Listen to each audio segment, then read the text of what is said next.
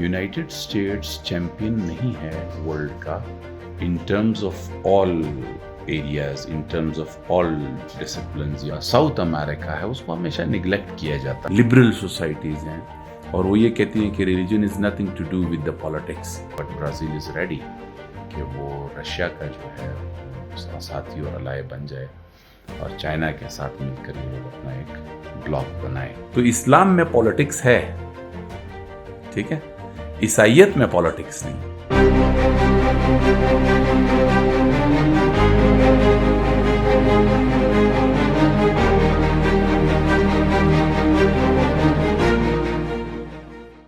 Sir basically you were talking about कि super power authority कैसे आती है।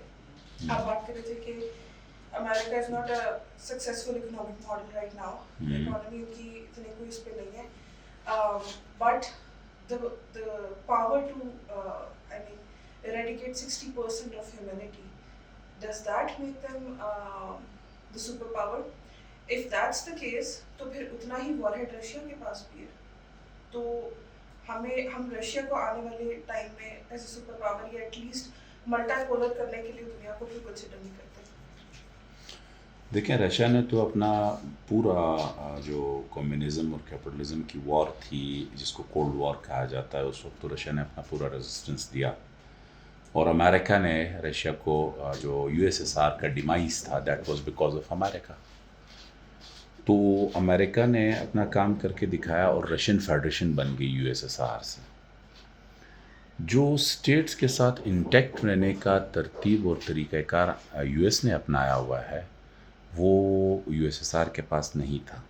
इस वजह से यूएसएसआर जो है, और यूएसएसआर जो है बेसिकली जो बोरिस येल्सिन था उनका लास्ट प्रेसिडेंट यूएसएसआर का, वो 91 में जब ये हुए मतलब डिमाइस ऑफ सोवियत यूनियन हुआ, मेन रीज़न यही था कि वर्ल्ड ट्रेड ऑर्गेनाइजेशन के प्रिविलेजेस और प्रोटोकॉल्स को फॉलो करते हुए बोरिस येल्सिन की पॉलिसी कम्युनिस्ट प्रोमोटेड पॉलिसी नहीं थी, बल्कि कैपिटलिस्ट प्रोमोटेड पॉलिसी थी। ये सबसे मेन रीज़न था कि जब ये डिमाइस ऑफ सोवियत यूनियन हुआ। आज के पोजीशन में अगर हम देखते हैं तो मैं बिल्कुल I stand by my words के यूनाइटेड स्टेट्स चैम्पियन नहीं है वर्ल्ड का in terms of all areas, in terms of all disciplines या ऑल जो किसी मुल्क को सुपर पावर बनाने के मुतहम्मिल करार देता है। रॉकेट साइंस में उसके पास रशिया से ज़्यादा होगा, आज भी ज़्यादा है। तो इकोनॉमी का तो मैंने आप बता दिया था कल ही कि वो इकोनॉमिक चेस बोर्ड पे तो अमेरिका की वो पोजीशन नहीं है। इसी तरह से जो ये जो साउथ अमेरिका है, उसको हमेशा निगलेक्ट किया जाता है और उनके दिल में काफ़ी अभी भी बहुत ज़्यादा नफ़रत है अपने सेंट्रल जो वाशिंगटन है उसके ख़िलाफ़।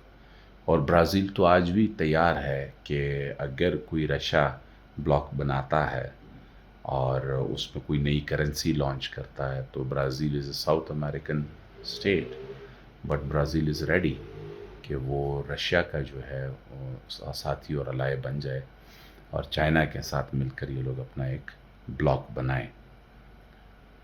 तो रशिया की जो रॉकेट की तकाबुली जायज़ा है या रॉकेट साइंस की तकाबुली जायज़ा है, वो मैं समझता हूँ अभी भी अमेरिका का एडवांस। तो रशिया को हम उतना कंसिडर नहीं कर सकते, क्योंकि एक तो स्टेट्स के हवाले से, दूसरा रशिया का जो इंटेलिजेंस है वो अभी तक अमेरिकन इंटेलिजेंस को बीट नहीं कर सके, CIA को बीट नहीं कर सके। आज के दौर में असल में सेक्युलर को आप दुनियावी कहते हो, लादीन नहीं कहते हो। हमारे यहाँ कॉन्सेप्ट यह है कि सेक्युलरिज्म मीन्स लादीनियत नहीं, सेक्युलर मीन्स ऑल टुगेदर दुनियावी, ठीक है। तो एक है दीन, एक है दुनिया, एक है आलम आबो गिल, एक है आलम अरवाह। आलम आबो गिल ये है, आब भी है, गुल भी है, फूल भी है, और एक आलम अरवाह है। तो इस दुनिया के अंदर कॉन्टेम्प्रेरी जो एक वो है, उसमें रिलीजियस पर्सपेक्टिव को रखना जो है वो मेरा ख्याल है उसको हम सेट असाइड नहीं कर सकते, کیونکہ نبی علیہ الصلوۃ والسلام کی جو زندگی مبارک ہے اس میں آپ نے کچھ پیشگوئیاں بھی کی ہیں، تو وہ اس طرح سے مطلب ایک غیر مسلم معاملات اور نان مسلم کلچر اور یہ چیزیں بہت زیادہ ہائپ چلی جائیں گی، مادیت بہت ہو جائے گی، سب کچھ ہو جائے گا. پھر ایک ٹائم آئے گا جب مہدی علیہ السلام کا ظہور ہوگا، اور پھر اس میں اور اسرائیل پہ بہت اور فلسطین پہ بہت زیادہ ظلم ہوگا. یہ ساری وہ نشانیاں ہیں نا کہ وہ قرب قیامت کی ہے، وہ چیزیں پوری ہوتی ہیں. تو اس کانٹیکس میں اگر آپ دیکھیں گے تو آج کا جو سیکولرزم ہے، جو سیکولر سوسائٹیز ہیں، لبرل سوسائٹیز ہیں، اور وہ یہ کہتی ہیں کہ religion is nothing to do with the politics, جبکہ اگر آپ ریلیجن میں واحد اسلام ہی کو کوٹ کروں گا، باقی نہیں. اسلام تو بات ہی ٹوٹل کرتا ہے، اسلام تو ٹوٹیلٹی کا ریلیجن ہے. تو اسلام میں پالیٹکس ہے، ٹھیک ہے، عیسائیت میں پالیٹکس نہیں ہے، ٹھیک ہے، جوڈائزم میں پالیٹکس نہیں ہے.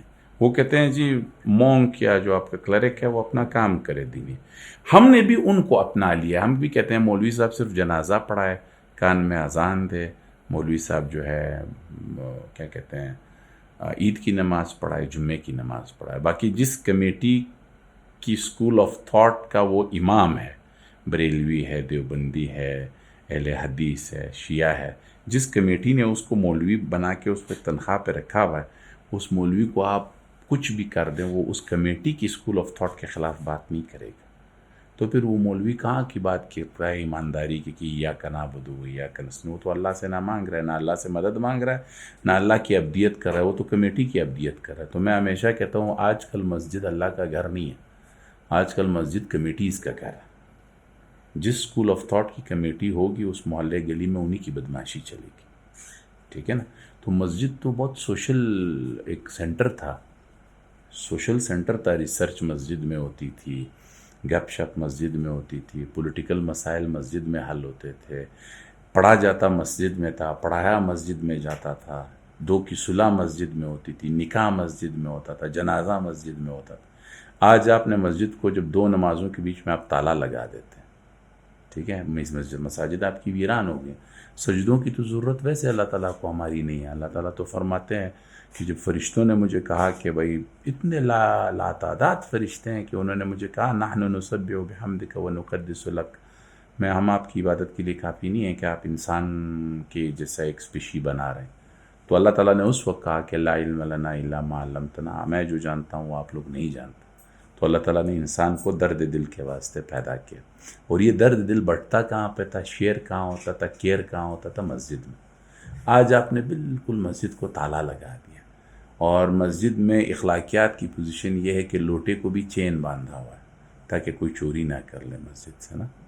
وال کلاک کو بھی آپ نے ڈبے میں بند کر دیا. تو جب مسجد ہی سیکیور نہیں ہے، جہاں پہ جو سجدہ گاہ تھی، جہاں آپ کے اللہ سے ملاقات ہوتی ہے، جہاں آپ کے اللہ سے بندوں سے ملاقات ہوتی ہے. اور مسجد کا آپ اگر ایک بڑا کانسیپٹ لیں تو ہم کہتے ہیں نا یہ چھوٹی مسجد ہے، یہ جامع مسجد ہے، یہ پھر عیدگاہ ہے. The difference between these three are ایک کمیونٹی اورینٹڈ مسجد ہوتی ہے. جب آپ محلے گلی میں رہتے ہیں تو کوئی 500 گھر یا 1000 گھر یا 1500 گھر، اس کے سارے لوگ اس مسجد میں آتے ہیں، ٹھیک ہے.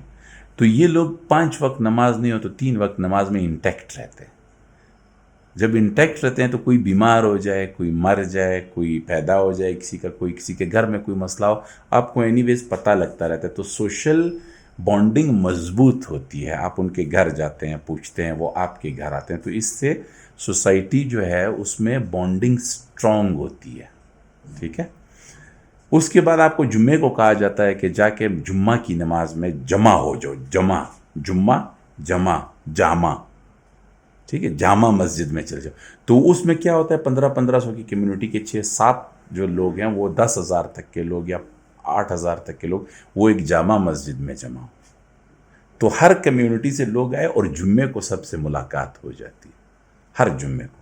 پھر ہے ایک عید کی نماز، وہ پھر کہتے ہیں عیدگاہ میں جا کے پڑھو. عیدگاہ میں پھر 25,000 لوگ، 20,000 لوگ، ان کا ٹولہ جو ہے وہ ہر طرف سے آ کے عیدگاہ میں نماز پڑھتا ہے. تو جب یہ لوگ اکٹھے ہوتے ہیں تو سالانہ ملاقات عیدگاہ میں ہوتی ہے، اور زندگی کی ایک دفعہ اگر آپ حج کریں تو ایک ملاقات آپ کی عرفات پہ ہوتی ہے. یہ کیا ہے؟ یہ اللہ تعالیٰ ہمیں بھی وحدانیت کا ایک میسج دے رہے ہیں نا، کہ جیسے میں ایک ہوں اس طرح تم لوگ بھی امت واحدہ ہو، تو ایک دوسرے کے اوپر سپریورٹی نہ کرو.